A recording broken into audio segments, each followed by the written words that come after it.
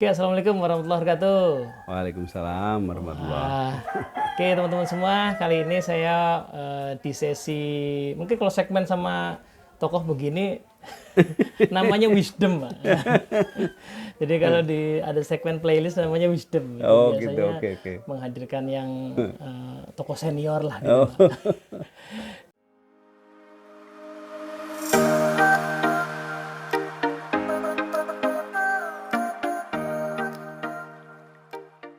Oke, iya ya. kawan-kawan semua, ini Pak Bagus Riono, Dr. Bagus Riono, salah satu guru saya dari Fakultas Psikologi UGM dulu, salah satu orang yang menginspirasi banyak hal.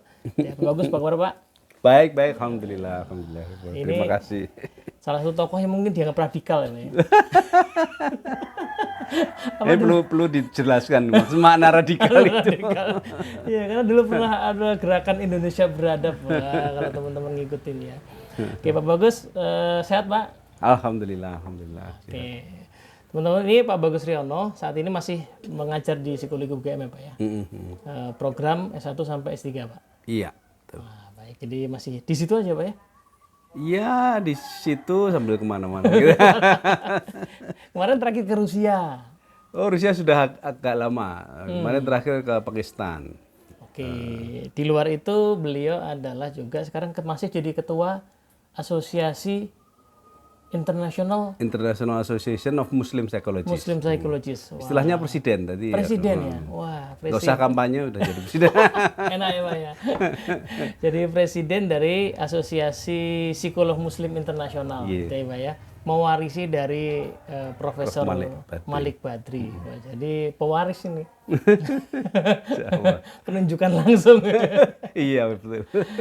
Oke, baik. Nah, saya hari ini nih momentum habis Lebaran, jadi bagi teman-teman semua, baik Pak Bagus keluarga, taqabbalallahu minna wa minkum. Aku boleh karim. Semoga ibadah Ramadan kita diterima dan kita dimudahkan untuk menjalani hari-hari dengan inspirasi yang lebih mencerahkan gitu ya Pak ya. Amin amin amin. Nah, kali ini Pak Bagus saya mau ngobrol-ngobrol Pak. Ya. Agak lebih luas, tapi tema besarnya adalah psikologi Islam. Nah, kenapa begitu? Karena ada beberapa poin, Pak. Pertama, mungkin cerita sejarah dikit, Pak ya. Ya, ya boleh. Nah, Pak Bagus ini agak unik, teman-teman ya. Dulu itu saya mengenal sama istri saya waktu masih kuliah. Itu beliau ini pakar psikologi industri organisasi yang bahkan sangat empiris kuantitatif, Bu. Soal-soal ujiannya susah ya. Nah, tapi tiba-tiba waktu doktoral kok tiba-tiba meneliti psikologi Islam, menemukan teori anchor, dan sekarang bahkan jadi ketua asosiasinya, bukan ketua APIO loh Pak. Bapak kenapa nggak jadi ketua APIO Pak? Itu jatahnya Pak Mariono. Oh, iya. Bagi-bagi tugas. Ya, boleh ada cerita sejarah dikit Pak? Iya. Jadi kenapa switch itu ya? Jadi sebetulnya memang pengaruh dari Prof. Malik Badri itu cukup besar, terutama dari buku beliau ya, Dilema Psikolog Muslim itu. Dan sejak saya masih kuliah itu sudah ada pembicaraan ya tentang itu. Dan bahkan waktu awal-awal balik ke kampus ya tahun 96 itu ada beberapa dosen 9 orang ya itu mendirikan Yayasan Insan Kamil waktu itu yang misinya adalah mengembangkan psikologi Islam. Walaupun waktu itu kita belum tahu apa-apa ya, baru semangat aja gitu. Nah kemudian ya singkat cerita untuk PIO-nya saya udah dapat master dari Amerika, dan waktu disertasi saya tidak diterima di Amerika. Itu banyak susah untuk jadi dokter PIO di Amerika, susah ya. Oh ya? Karena itu kan bidang kayak bisnis ya. Jadi saya daftar beberapa nggak ketemu, terus saya daftar ke Indonesia saja, ke UGM. Nah, justru ketika saya daftar di UGM itu jadi bebas, karena ternyata kalau di Amerika misalnya kita program dokter itu harus ngikutin profesornya, penelitiannya gitu. Kita jadi Tergantung bidangnya apa gitu ya. profesornya fokusnya apa, kita ikutin penelitiannya, lalu kita mengembangkan sendiri. Kayak penelitian payung lah gitu ya, kayak penelitian payung gitu. Nah, waktu di UGM saya justru tidak terbatas, jadi terserah saya mau ngapain. Terus saya pada awalnya saya mau meneliti leadership, ya kan, masih gak pio kan, tapi terus lalu bergeser ke motivasi karena setelah saya pelajari motivasi itu ternyata lebih mendasar daripada leadership, dan leadership itu juga intinya motivasi gitu. Nah, begitu kita bicara motivasi, banyak sekali teori motivasi itu, lalu saya melacak ke sejarah ya, sejarah keilmuan itu, dan akhirnya nemu karya-karya abad pertengahan. Jadi artinya sebetulnya dasar-dasar motivasi itu sangat bersentuhan dengan ajaran Islam. Maksudnya sebagai manusia ya, sebagai manusia kita itu, motivasi kita itu kalau dalam Islam kan itu ada niat, ada macam-macam lah, value dan sebagainya ya. Itu sehingga pertemuan itu lalu saya kaji, dan akhirnya sedikit demi sedikit mulai nyambung ke perspektif Islam itu. Oke, jadi itu tidak sejak awal ya Pak ya? Enggak. Jadi awalnya ya memang pio. Oh, justru aslinya itu pio. Aslinya pio. Tapi saya sudah ada itu tadi latar belakang concern minat ke psikologi Islam. Sehingga begitu saya kaji, justru ketemu di situ, bertemu antara konsep motivasi dengan konsep peradaban awalnya kan. Terus ada ilmu Khaldun dan macam-macam. Terus dibandingkan dengan Adam Smith sama Max Weber dan sebagainya, itu kan sebetulnya jadi agak filosofis sebenarnya Pak ya, riset awalnya ya. Awalnya tidak filosofis, tetapi ketika dilacak akhirnya sampai ke akar filosofinya, karena motivasi itu kalau kita lihat dari perspektif yang makro, itu kan sebetulnya kekuatan untuk membangun peradaban. Gitu. Iya. Nah, makanya harus jadi tadi gerakan Indonesia beradab itu jangan nyambung juga akhirnya. Kata adab itu jadi relate ya Pak ya. Jadi begitu, kurang lebih gitulah tahap pertamanya. Asal muasalnya gitu. Terus akhirnya ketemu, baru kemudian menemukan akhirnya anchor itu Pak ya. Itu setelah ketemu fokus itu. Itu dalam proses disertasi. Jadi saya disertasi itu hampir DO karena terlalu lama. Berapa tahun Pak? 6 tahun 9 bulan. Padahal kalau 7 tahun DO ya kan. Wah. Jadi ternyata Pak Bagus yang berdiri. Saya pikir Pak Bagus tuh 2,5 tahun loh Pak. Enggak, kan 2,5 tahun belum dapat apa-apa kan. Dan waktu itu yang bimbing saya kebetulan almarhum Pak Fatul Imam. Pak Fatul Imam juga punya semangat ya untuk beliau kan penelitiannya juga dengan metaetnografi. Saya juga menggunakan metode yang mirip lah, serupa. Dan beliau sangat support, tapi juga sangat decisif. Maksudnya gini, kalau kamu tidak selesaikan sekarang nggak lulus loh kamu, gitu. Jadi aku akhirnya tak selesaiin karena asik mengeksplor itu asik sekali. Oh jadi kayak nggak konklusif ya? Iya, masih ada gitu aja yang kurang, masih ada yang kurang gitu, masih ada yang kurang. Gitu. Akhirnya disuruh selesai pokoknya. Nah, akhirnya selesai alhamdulillah. Tapi ya itu karena hampir 7 tahun istilahnya itu predikatnya nggak bisa cum laude ya.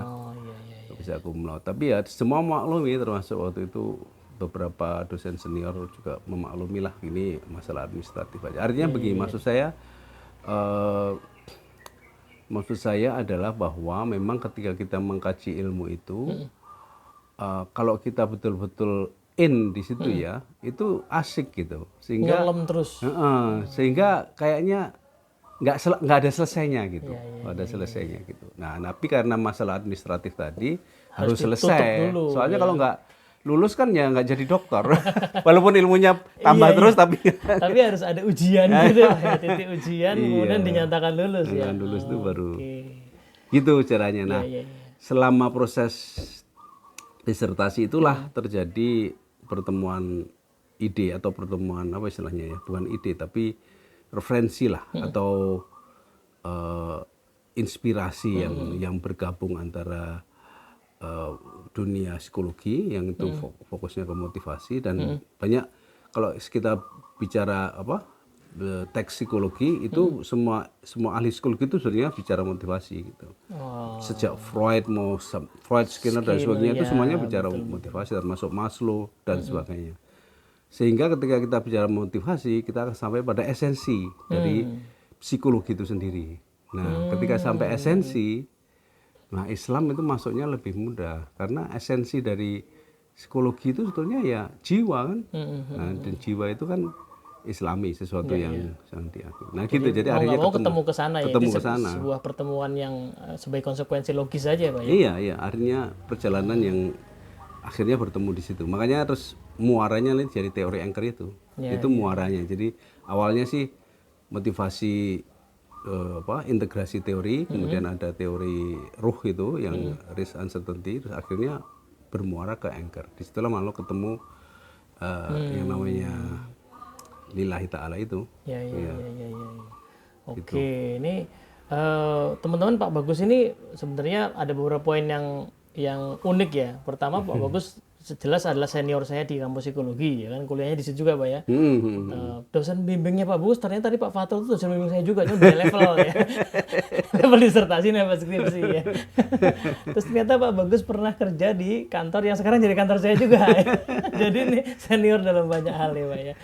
Ketemu. Ya, Pak ya.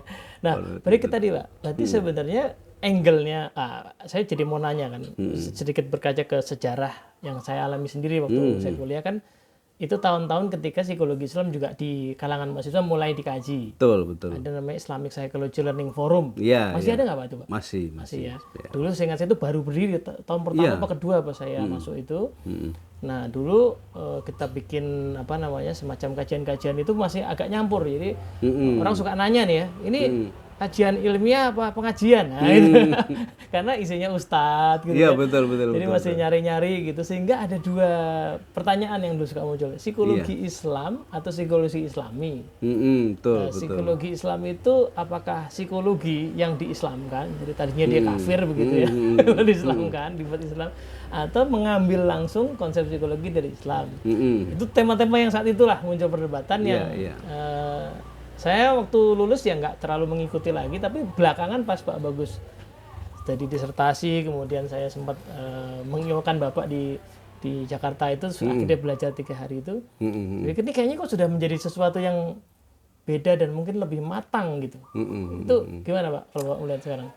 Ya, jadi memang kalau di level dunia, karena alhamdulillah saya diberi kesempatan ya untuk bergaul dengan para scholar ya, international scholar, itu dialektika itu masih ada misalnya di Pakistan, di Rusia, di mana-mana yang saya pernah kunjungi itu masih ada seperti itu, dan masih ada skeptisisme ya di antara para ilmuwan itu, apakah bisa gitu ya Islam sebagai agama lalu diintegrasikan gitu. Nah, alhamdulillah lagi itu saya mendapat pencerahan lah, dapat ilmunya itu baru tahun 2016. Sebelumnya saya sudah punya semacam keyakinan ya, tapi kan belum ada ilmunya ya, baru asumsi lah harusnya bisa gitu kan. Seperti teori anchor itu kan juga saya di-challenge juga oleh almarhum Pak Fatul.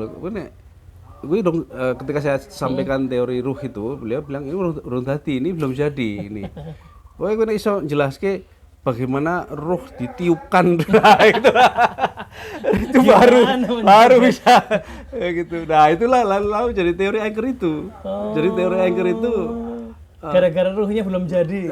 Iya, kan ya kalau dalam metode kualitatif yang namanya tahap akhir dari penelitian kualitatif itu namanya selective coding ya. Selective coding. Sentral fenomenanya harus ketemu. Ya, sentral fenomenanya udah ketemu dan itu harus bisa dinyatakan dalam satu kalimat gitu. Itu baru selesai ya. Saya waktu masih teori ruh itu masih ada 3, jadi risk uncertainty dan hope gitu kan. Belum menyatu gitu. Nah, makanya terus jadi anchor itu. Makanya artikel disertasi saya akhirnya judulnya, kalau bahasa Inggrisnya itu In Search for Anchor. Itu artinya hakikatnya di situ sebetulnya manusia. Nah, disitulah ketemu perspektif Islam itu menjadi menyatu ke dalam situ. Nah, itu sebelum saya mendapat ilmu tentang apa yang disebut Maqasid approach ya. Dari Prof. Yasir Auda. Prof. Yasir Auda, tapi saya ketemu muridnya dulu, namanya Dr. Ali Abdul Munim, yang rumahnya sebetulnya tetangga, jadi masjid. Orang Indonesia Pak kalau? Orang Mesir tapi sudah jadi warga negara Indonesia, sudah di sini. Waktu itu sudah 15 tahun, jadi sekarang mungkin sudah 20 tahun lebih di sini ya. Nah, di situ saya kebetulan ketemunya di masjid waktu Ramadan, kok kajiannya menarik gitu. Terus beberapa kajiannya itu kok ketemu dengan teori anchor, kok nyambung gitu. Lalu kita berkenalan, terus kita saya dan beberapa teman termasuk Bu Emi itu di apa istilahnya itu diajari khusus gitu. Dan yang paling betah cuman saya sama Bu Emi. bikin halakoh gitu. Ya halakohnya itu. Itu pernah dicoba Zoom, pernah dicoba ini ada yang datang ke rumah dan sebagainya. Tapi pada mereteli gitu, pada nggak betah gitu. Karena memang filosofis ya, filosofis sekali. Tapi karena kita ada kerinduan, alhamdulillah, akhirnya saya ketemu dengan gurunya itu Prof. Yasir Auda. Dan ya disitulah apa yang saya asumsikan itu lalu menjadi workable gitu, jadi kenyataan sebagai suatu disiplin ilmu yang namanya Maqasid Metodologi. Dan bukunya beliau Maqasid Metodologi itu baru terbit tahun 2021. Oh, pas COVID ya? Iya. Setelah COVID lah. Iya. Artinya saya belajarnya itu 2016, bukunya baru terbit 2021. Jadi waktu itu belum jadi buku. Belum jadi buku itu kata beliau ditulisnya 7 tahun. Berarti pas ngajari Bapak termasuk baru ide. Mantesan masih bingung. Baru ide. Jadi alhamdulillah. Jadi akhirnya sekarang saya sudah 2 kali ya mungkin. Satu anak S2 sudah menggunakan Maqasid Metodologi, udah lulus. Tadi kan kaitannya dengan skripsi dan ini di UGM loh ya. Gimana tuh Pak jadinya nih? Kok tiba-tiba sekarang jadi mungkin? Nah, itu dulu kan, mungkin. Karena gini, ya ini baiknya di Indonesia itu karena aturan tuh nggak ketat toh, sehingga terserah pembimbingnya. Oke. Jadi kalau pembimbingnya bisa membimbing dan bisa mengarahkan mahasiswanya untuk bisa mempertahankan ya boleh. Ya akhirnya saya bisa membimbing disertasi psikologi Islam 1. Ya, kemudian S2 psikologi Islam 1 yang sudah lulus. Disertasi sedang proses ini karena disertasi lebih rumit ya. Gitu, dan alhamdulillah sudah lulus. Jadi akhirnya sudah bisa ya terbuka lah gitu. Dan bahkan saya kalau di fakultas itu karena saya nulis di website ya, CV saya, minat saya kan psikologi industri dan psikologi Islam. Itu sudah recognize sudah bahkan didukung ya oleh pimpinan fakultas sampai akhirnya tahun lalu tahun 2023 kalau nggak salah ya, atau 2023 itu didirikan kelompok kajian psikologi Islam. Itu resmi Pak? Resmi. Itu dibuka oleh Pak Dekan, Pak Rahmat. Itu jadi apa tuh namanya istilahnya? Institusinya apa? Pusat kajian. Kelompok kajian. Kelompok kajian. Jadi embrio dari pusat studi. Wow. Jadi masih sebagai langkah awal. Jadi setara dengan kelompok kajian apa tuh Pak? Yang sudah ada kelompok kajian misalnya ada transpersonal psychology ada. Terus ada yang psikologi Nusantara gitu ada juga. Gitu, ada beberapa lah ya. Tapi yang paling aktif yang ini yang psikologi Islam. Iya. Ada semangat itu ya. Iya. Nah, saya mau explore sedikit Pak. Saya tuh belum paham tuh. Maqasid, kalau Maqasid syariah saya pernah dengar, sedikit-sedikit pernah baca. Jadi kalau Maqasid terus dipakai dalam konteks psikologi gimana tuh Pak? Jadi Maqasid syariah itu kan kalau kita pahami maknanya, Maqasid itu kan artinya maksud. Ya. Jadi Maqasid syariah itu esensi dari syariah. Jadi what is the golden rule ya, what is the purpose ya, apa maksud utama dari syariah itu.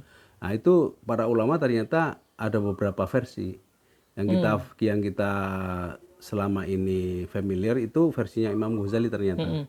Jadi misalnya apa istilahnya mempertahankan agama, jiwa, akal, gitu kan? Itu Imam Ghazali ya. Imam Ghazali itu. Terus kata Prof. Yasir Auda, kalau yang lebih modern itu Ibnu Qayyim ya, Ibnu Qayyim atau kayaknya Ibnu Qayyim kalau nggak salah ya, nanti bisa dicek. Itu maqasidnya disampaikan kepada masyarakat Barat terutama modern saya ini, dia bilang ada 4. Jadi justice, mercy, wisdom, and common good. Gitu. Itu versi Ibnu Qayyim ya, atau Ilmu Qayyim atau Al-Qurtubi. Kayaknya Ilmu Qayyim kalau nggak salah ya. Gitu. Jadi berkembang itu maqasid itu. Nah, artinya apa? Artinya makosid itu bukan hanya untuk syariah. Hmm. Karena yang namanya makosid itu kita memahami maksud dari Al-Quran itu apa. Maksud Oke. gitu. Nah, lalu Prof. Jazir Auda ini mengembangkan yang namanya makosid metodologi. Jadi kita bisa mengembangkan ilmu apa Apa saja saja? dengan mengkaji maksud dari ayat Quran. Oke. Gitu.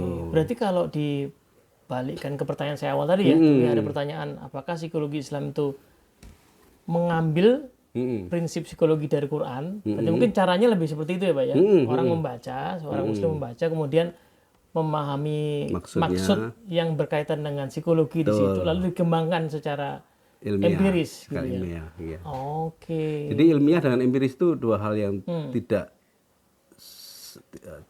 sepadan. Jadi ilmiah itu lebih luas, empiris itu hanya bagian Iya, dari salah satu ilmiah. ya. Nah, Oke. karena ini ada ayatnya juga. Jadi kalau di surat Fussilat surat 41 ayat 53 itu dinyatakan bahwa Allah menunjukkan tanda-tanda kekuasaan beliau itu di tiga tempat ya. Di alam semesta ya, ufuk ya, cakrawala, di jiwa manusia, anfus, dan di Al-Qur'an. Nah, kalau yang dari alam semesta ini kan empirisme. Ya. Ya, jiwa manusia ki Agak sulit secara empiris mungkin ya. intuitif mungkin ya, mungkin intuitif atau Irfan, inspirasi itu irfani dan sebagainya. Nah, dari Quran ini yang apa ya, teks ya, teks tapi juga beyond the text lah, bukan Artinya tekstual. bisa sekarang kalau ada orang mau tesis skripsi yang analisis teks gitu, Bisa memungkinkan. cuman ya itu harus ada metodenya. Jadi nggak bisa asal ambil teks terus dibuat. Itu awalnya perspektif utamanya, mindsetnya itu adalah Quran itu satu kesatuan. Jadi Quran itu bukan apa istilahnya, bukan suatu struktur yang bisa dipotong-potong itu satu kesatuan. Jadi the whole Quran itu harus menjadi sumber. Artinya kan kalau kita secara gampangnya aja itu kalau membaca ayat Quran itu selalu ada yang diulang-ulang.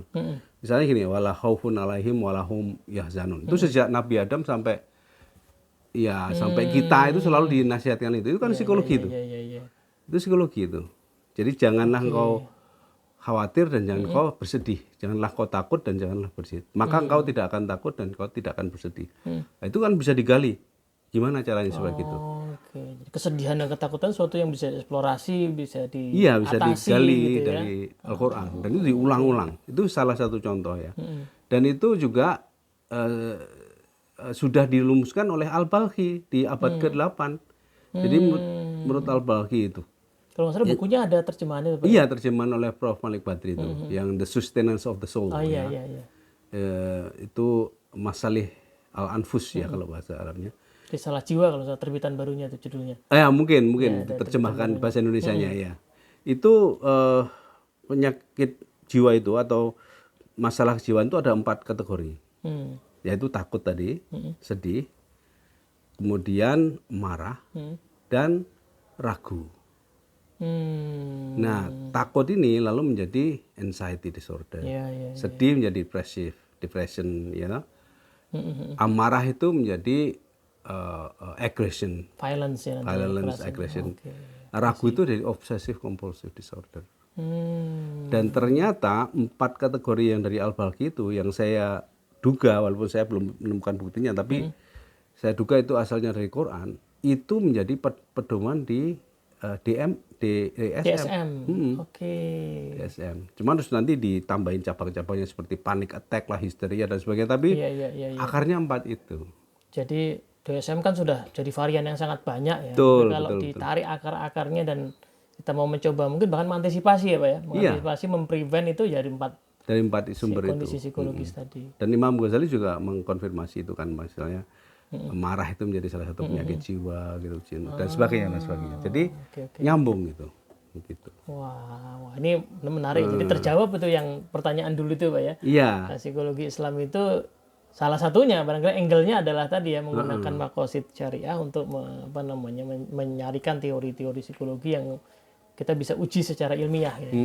Dan istilahnya sudah tidak lagi makosid syariah karena kita lalu menjadi makosid Metode. psikologi. Oh, Makosid metodologi ya. Makosid Makosid metodologi untuk psikologi. Nanti mungkin ada makosid metodologi untuk ilmu ekonomi, hukum dan sebagainya. Oh, iya, iya, iya. Soalnya kalau syariah itu arahnya lebih ke hukum kan. Iya, iya. Ini kemarin salah satu poin yang di ujian tesis saya dipertanyakan juga, Pak. Oh iya. Jadi saya kan mengkaji tentang epistemologi, kemudian salah satu studi kasusnya saya ambil psikologi Islam, case by case tadi, lalu kemudian salah satu penguji saya agak ragu juga. Apa iya ya bisa ya Islam dijadikan ilmu pengetahuan nah, gitu ya. Dan waktu itu saya masih agak nanggung jawabnya ya. Tapi udah ujian? Sudah. Oh, udah, alhamdulillah. Iya iya. Nah, oke. Oh berarti sekarang di apa namanya di psikologi sudah sangat possible ya Pak meneliti seperti itu. Iya. Dan apa namanya artinya makin terbuka luas ya. Iya. Dan nyambung. Dan memang terkoneksi ya. Iya. Jadi apa yang kita pelajari dari Quran itu kalau kita pikirkan lebih dalam itu sebetulnya nyambung dengan ilmu, kalau ini dalam hal psikologi ya, itu yang sekarang juga berkembang di ilmu psikologi, dan ini diteliti oleh Dr. Rania Awad dari Stanford University. Siapa namanya? Rania Awad. Rania Awad. Ya. Oke. Rania Awad itu psikiater dan beliau juga beliau bilang juga berguru pada Prof. Malik Badri kan, muslimah ya, beliau dari turunan Mesir begitu, dan beliau